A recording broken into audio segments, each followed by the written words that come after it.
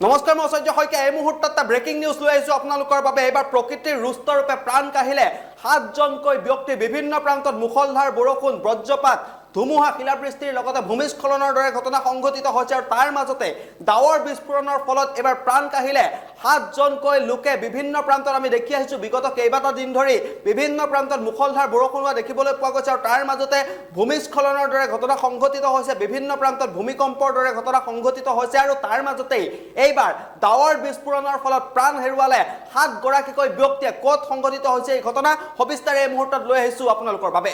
আমি জনাইছো এটা ব্ৰেকিং নিউজ ভয়াবহ প্ৰকৃতিয়ে প্ৰাণ কাহিলে 7জনকৈ ব্যক্তিৰ আৰু প্ৰচণ্ড ধুমুহা বৰষুণৰ লগতে ডাৱৰ বিস্ফোৰণৰ দৰে ঘটনা সংঘটিত হৈছে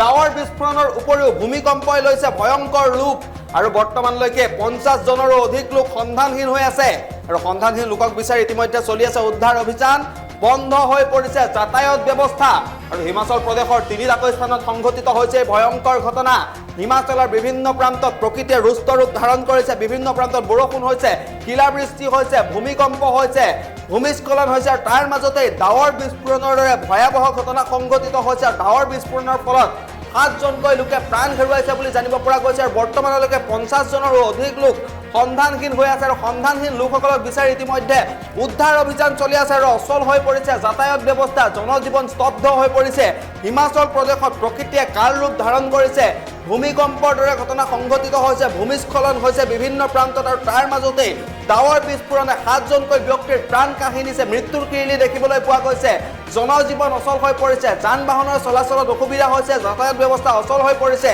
গছ গছনি ভাগি গৈছে ৰাস্তা ঘাট আদি যাতায়াতৰ বাবে স্তব্ধ কৰি দিয়া হৈছে বন্ধ হৈ পৰিছে যাতায়াত ব্যৱস্থা আৰু বৰ্তমানলৈকে 50জনৰো অধিক লোক সন্ধানহীন হৈ আছে আৰু সন্ধানহীন লোকসকলক বিচাৰি ইতিমধ্যে উদ্ধাৰ অভিযান চলি আছে আৰু যাতায়াত ব্যৱস্থা অচল হৈ যোৱাৰ ফলত